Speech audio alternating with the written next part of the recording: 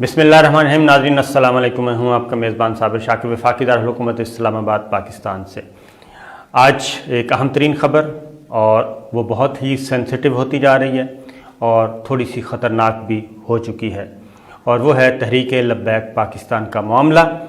اب وفاقی حکومت، پنجاب حکومت میدان میں آئی ہے اور وہ سخت ترین اقدامات اٹھانے جا رہی ہے، اور وفاقی وزیر داخلہ شیخ رشید احمد نے اعلان بھی کر دیا ہے کہ تحریک لبیک پاکستان کو کالعدم جماعت قرار دیا جا رہا ہے، اور اب پروسیجرل کام باقی ہے۔ وفاقی کابینہ سے منظوری لی جائے گی، اور جب وفاقی کابینہ منظوری دے دے گی تو اس کے بعد تحریک لبیک پاکستان کو کالعدم قرار دے دیا جائے گا۔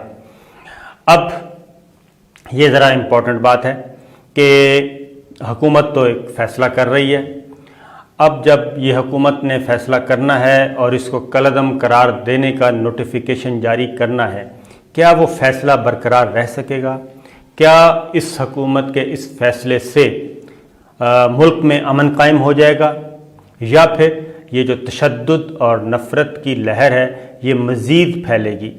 یہ بہت ہی امپورٹنٹ سوالات ہیں، کیونکہ گزشتہ 72 گھنٹوں کے دوران جو کچھ ملک میں ہوا وہ بہت ہی افسوسناک، خطرناک اور خوفناک ہے، اور نہ اس کی آئین اجازت دیتا ہے، نہ قانون اجازت دیتا ہے، اور نہ ہی ہمارا دین اجازت دیتا ہے۔ تحریک لبیک پاکستان کے کارکن سوشل میڈیا پہ بہت زیادہ ایکٹیو ہیں، لیکن میں ایک بات بتا دوں کہ صرف یہ تحریک لبیک پاکستان کے لوگ نہیں ہیں سوشل میڈیا پہ، بلکہ اس سارے افسوسناک سانحے سے، واقعات سے، پرتشدد کارروائیوں سے فائدہ اٹھانے والا کوئی تیسرا فریق بھی موجود ہے، جو کہ بھرپور فائدہ اٹھا رہا ہے اور بھرپور آگ لگا رہا ہے کہ ہم آپس میں دست و گریباں ہوں، ہم آپس میں لڑیں، اور ایک پورے ملک میں ایک خونی قسم کا فساد جو ہے وہ برپا ہو، اور اندرونی لڑائی میں ہم مصروف ہو جائیں، یعنی خانہ جنگی کی طرف اس ملک کو دھکیل دیا جائے۔ اس کی ریزن یہ ہے کیونکہ میں آپ کو آتا ہوں، کچھ واقعات ایسے ہیں تحریک لبیک پاکستان کے جو کارکن ہیں، جو عہدیدار ہیں، جو سوشل میڈیا پہ ایکٹیو ہیں، وہ فوٹیجز بھیج رہے ہیں کہ جی ہمارے ساتھ یہ ہوا۔ اس کے بعد دوسری تصویر ہے پولیس والوں کے ساتھ کیا ہو رہا ہے۔ پولیس والے اپنی جانیں گنوا بیٹھے، اور اس میں کانسٹیبل بھی ہیں، اس میں ہیڈ کانسٹیبل بھی ہیں، اس میں سب انسپیکٹر بھی ہیں، انسپیکٹر بھی ہیں، زخمی بے شمار ہو چکے ہیں، اور جو فوٹیجز ہم دیکھ رہے ہیں وہ تکلیف دہ ہیں۔ اور پھر ایک اور بات، ان فوٹیجز میں نے دیکھا، ان ویڈیوز میں دیکھا، آپ بھی غور سے دیکھیے گا کہ یہ کون سے لوگ ہیں۔ چھوٹے چھوٹے لڑکے ہیں، اور کوئی دیہاتی، خاص طور پہ ساؤتھ پنجاب سے بھی ان کی جو زبان کا لہجہ ہے وہ ہیں، اور ایسا لگ رہا ہے کہ کوئی تیسرا بھی اس میں کودا ہوا ہے، تیسرا فریق بھی کوئی آیا ہوا ہے جو اس کو چنگاری کی طرح آگ لگا رہا ہے اور اس تشدد کی کارروائیوں کو بڑھاوا دے رہا ہے۔ آپ کی ذمہ داری ہے، ہم سب کی ذمہ داری ہے، اس تیسرے فریق کو تلاش کریں، اس کی نشاندہی کریں۔ ماضی میں بھی احتجاج ہوتے رہے، دھرنے ہوتے رہے، سب کچھ ہوتا رہا، لیکن جو مناظر ہم دیکھ رہے ہیں پچھلے 72 گھنٹوں میں یہ بہت ہی افسوسناک اور غیر معمولی ہیں۔ ان پہ آپ کو میں بتا رہا ہوں کہ نشاندہی ضرور کیجیے۔ اس کی وجہ پھر ایک اور ہے، ایک خاص بیلٹ ہے جہاں پہ یہ پرتشدد واقعات ہو رہے ہیں۔ سندھ میں نہیں ہوئے، معمولی، خیبر پختونخوا خاموشی، بلوچستان خاموشی، تو پنجاب میں وفاقی دارالحکومت اسلام آباد سے لے کے پنجاب خاص طور پہ مرکز بنا ہوا ہے، یہ گڑھ بن گیا ہے ان پرتشدد کارروائیوں کا اور اس سارے احتجاج کا۔ تو یہ سوچنے کی بات ہے، یہ بھی ایک کیا کہنا چاہیے، میں تو اس پہ غور کر رہا ہوں کہ آخر کیا ماجرا ہے۔ پھر اگلی بات سنیں، میں وہی بات کہہ رہا ہوں کہ ناموس رسالت صلی اللہ علیہ وسلم، ہم سب اس پہ قربان جناب، اس میں کے بغیر میں نے آپ کو بتایا کہ ہمارا دین مکمل نہیں، عقیدہ مکمل نہیں ہے۔ یہ پہلے بھی آئے اور دھرنا بھی دیا، فیض آباد میں دیا، اس کے بعد لاہور میں بھی ہوا، مختلف شہروں میں بھی ہوا، وحدت المسلمین والے بھی کرتے ہیں، ہزارہ والے بھی کرتے ہیں، بلوچستان میں جب اس طرح کا ہوتا ہے، ایون جماعت اسلامی، جمعیت علماء اسلام، فیب، مسلم لیگ نواز، پیپلز پارٹی، دھرنا ہوتا رہتا ہے۔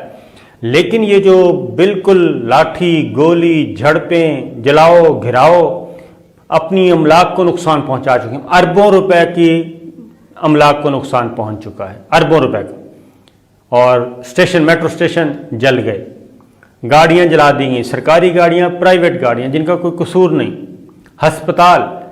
تو یہ معاملہ اتنا سادہ مجھے لگ نہیں رہا۔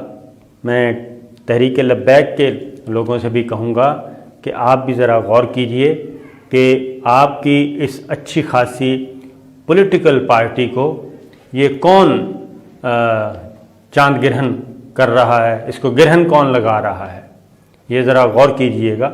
اس کی وجہ اس کی ایک میں آپ کو بتا دیتا ہوں۔ اب مجھے لگتا یہ ہے کہ اس کے اندر پولیٹیکل موٹیوز زیادہ آ گئے ہیں، سیاسی مقاصد زیادہ آ گئے ہیں، اور یہ کون کس کو فائدہ ہو سکتا ہے، میں کسی کا نام ہی لیتا۔ ایک جماعت کے رہنما آئے اور انہوں نے ٹی وی پہ آ کے کہا، اب پہلے تو ذرا سچویشن دیکھ لیں، اس کے بعد اس کے سارے مناظر میں آپ کو دکھاتا ہوں۔ وزارت داخلہ نے اب تک جو ڈیٹیلز دی ہیں اس کے مطابق ملک بھر سے جی تقریباً 2500 افراد کو گرفتار کر لیا گیا، 2500 افراد کو گرفتار کیا گیا ہے، اور سب سے زیادہ 1700 لوگ جو ہیں وہ گرفتار ہوئے ہیں پنجاب سے، 1700 سے پلس، بلکہ 1800 کہہ لیں، 1800 یہاں سے گرفتار ہوئے، اور کوئی 250 کے قریب سندھ سے گرفتار ہوئے ہیں۔ یہ ٹوٹل گرفتاریاں ہیں، آپ نمبر دیکھ لیں، 1800 2000 پنجاب سے تقریباً 2000 کے قریب، اور 250-300 سندھ سے، بلوچستان سے گرفتاری 0، خیبر پختونخوا سے 0۔ تو یہ ذرا سوچئے کہ پنجاب کیوں مرکز و محور بنا ہوا ہے، سیاسی مقاصد کون اٹھانا چاہ رہا ہے فائدہ۔ پھر اسی طریقے سے خیبر پختونخوا سے 193، اور وفاقی دارالحکومت اسلام آباد سے صرف 45 افراد گرفتار، اور اب ان کے خلاف انسداد دہشت گردی ایکٹ کے تحت مقدمات بھی درج کر لیے گئے، اور باقی ریڈ کیے جا رہے ہیں، چھاپے مارے جا رہے ہیں۔ رات پولیس کے ہاتھوں سے جب معاملہ نکلا تو پھر رینجرز کو طلب کیا گیا، اور افواج پاکستان سٹینڈ بائی پہ ہیں کہ صورتحال کو سنبھالا دینے کے لیے۔ لیکن اچھی بات یہ ہے کہ اب ان واقعات میں کمی آ رہی ہے، موٹر وے کھول دیا گیا ہے، جی ٹی روڈ کھول دیا گیا ہے، اب کچھ شہروں میں کچھ پوائنٹس پہ یہ احتجاج ہو رہا ہے۔ اب ہو کیا رہا ہے اب اس میں اللہ جانے، لیکن مصدق ملک صاحب، مسلم لیگ نواز، جیسے ہی وفاقی حکومت نے اس کو بین کیا، یعنی کہ بین کرنے کا اناؤنس کیا، تحریک لبیک پاکستان پہ جی پابندی کا فیصلہ ہو گیا ہے، تو مصدق ملک صاحب سب سے پہلے آئے مسلم لیگ نواز کے۔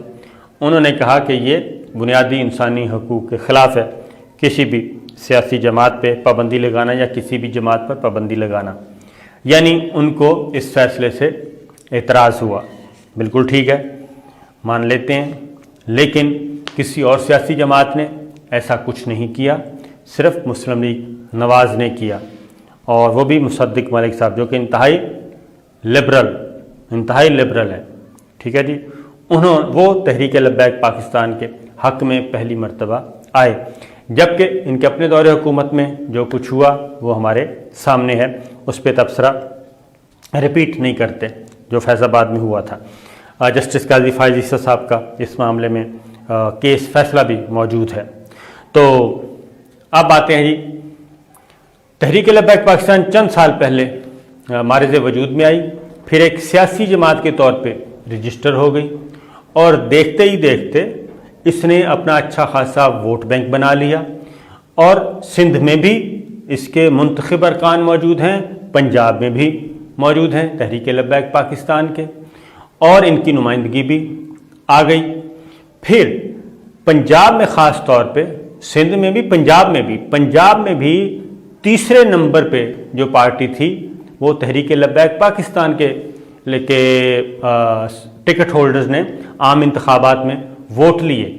और अभी डस्का में भी जो तीसरे नंबर पे तहरीक लब्बैक पाकिस्तान आई।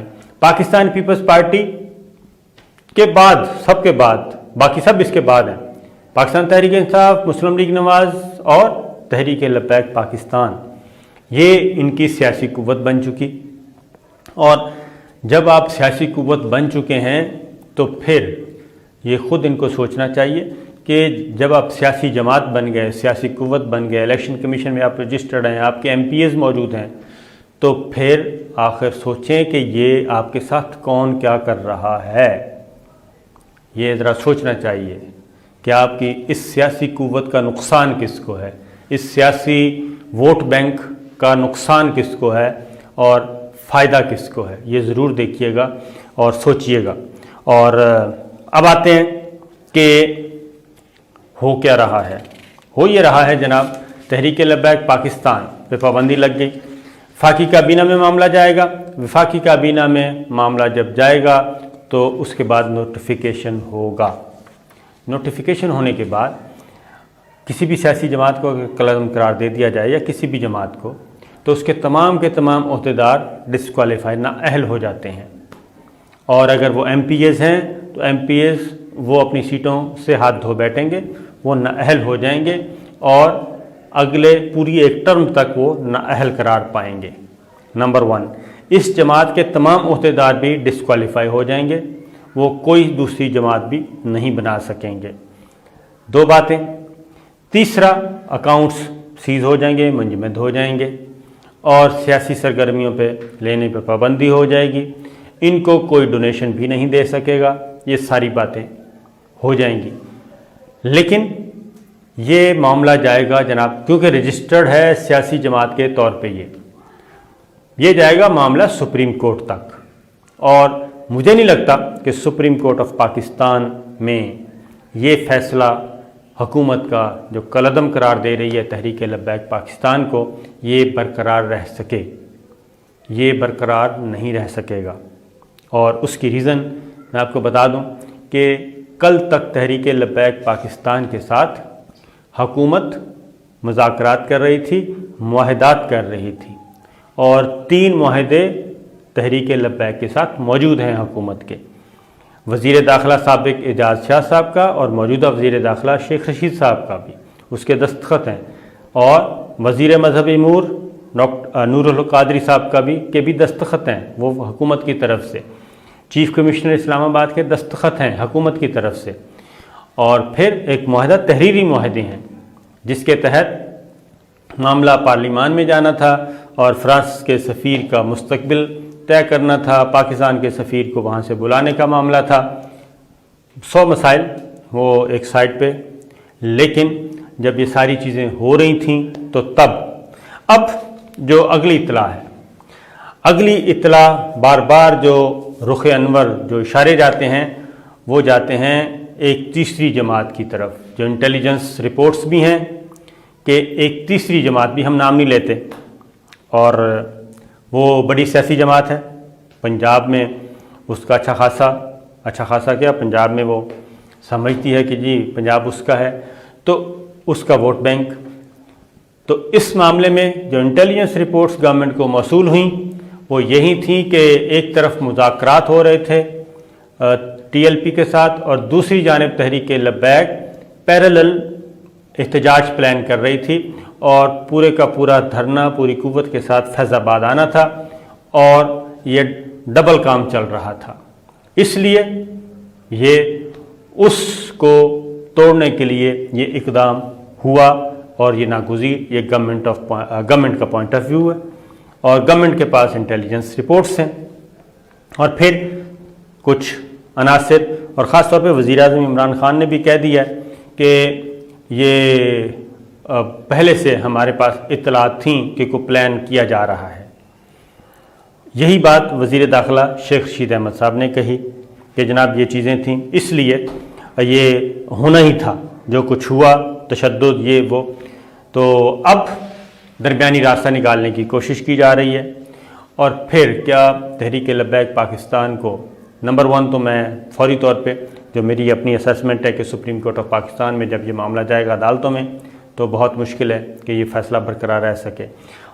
ماضی میں بھی یہ ہوا، ذوالفقار علی بھٹو مرحوم نے نیشنل عوامی پارٹی کو بین کیا تھا، جو اب اس وقت عوامی نیشنل پارٹی ہے۔ خان عبدالغفار خان، پھر ولی خان صاحب مرحوم اور اسفندیار ولی خان، اور اب ان کے بیٹے ایمل ولی۔ اسفندیار ماشاءاللہ سے زندہ سلامت ہیں اور لیکن علیل ہیں، اب ایمل ولی ایکٹیو ہوئے ہیں ان کے بیٹے۔ تو ان کی جماعت کو بین کیا تھا، کالعدم قرار دے دیا تھا، اور اس کے بعد انہوں نے کیا کیا، نیشنل عوامی پارٹی نیب کہتے تھے، انہوں نے عوامی نیشنل پارٹی کے نام سے نئی جماعت بنا لی اور اس میں آ گئے، اور وہ جماعت آج تک برقرار ہے۔ ایم کیو ایم کا جب معاملہ ہوا، الطاف حسین نرغے میں آیا قانون کے، تو اس وقت ایم کیو ایم پاکستان کے نام سے جماعت فوری طور پہ رجسٹر کروائی گئی، اور وہ اس وقت موجود ہے، وہی تمام کے تمام چہرے، صرف الطاف حسین اور لندن چیپٹر کو واش کر دیا گیا۔ اس کے بعد تیسری مثال ہمارے پاس ہے پاکستان پیپلز پارٹی کی۔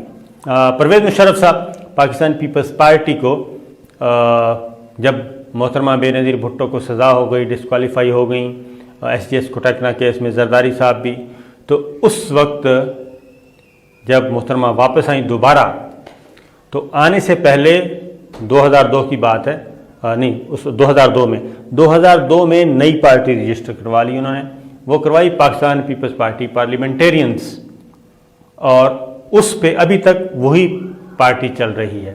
ان کو خطرہ تھا کہ پاکستان پیپلز پارٹی پہ پرویز مشرف صاحب اس کو ڈسکوالیفائی کریں گے، اور ڈسکوالیفائی کر کے تمام عہدیداروں کو ڈسکوالیفائی کر کے نااہل کر کے اور اپنی پسند کی قیادت لائیں گے۔ تو یہ ساری چیزیں ماضی میں ہو چکی ہیں۔ تو میرا اپنا خیال ہے کہ یہ اس سے کشیدگی بھی بڑھے گی، اور اس سے ٹینشن بھی بڑھے گی، تشدد بھی بڑھے گا، گو کہ فوری طور پہ قابو ہو جائے گا، لیکن مستقبل میں اس کے اثرات منفی ہوں گے، اور پھر بیرونی معاملات تو ہوتے ہی ہیں۔ فیٹف کی تلوار ہم پہ لٹک رہی ہے، یہ ریاست کے ہمارے اپنے مسائل ہیں، ان ساری چیزوں کو دیکھنا پڑے گا۔ تو یہ ہے جناب اب تک کی صورتحال، اور یہ ہے تحریک لبیک پاکستان کا معاملہ اب تک۔ تو میں اپنے ان تمام دوستوں سے جو پولیس والے، اس میں خاص طور پہ پولیس والے بھی اور تحریک لبیک والوں کو بھی کہوں گا کہ جناب ذرا غور کیجئے، سوچئے کہ کیا ہو رہا ہے آپ کے ساتھ، اور کون سی تیسری جماعت ہے جو آپ کے ساتھ یہ کر رہی ہے۔ غور سے اپنی فوٹیج دیکھیے، اس فوٹیج میں وہ تمام لوگوں کو آپ دیکھیں، اور بلکہ آپ ان لوگوں کی نشاندہی کریں کہ یہ ہمارے کارکن ہیں یا نہیں ہیں۔ تو یہ ہے صورتحال، تو اجازت دیجیے، اللہ حافظ۔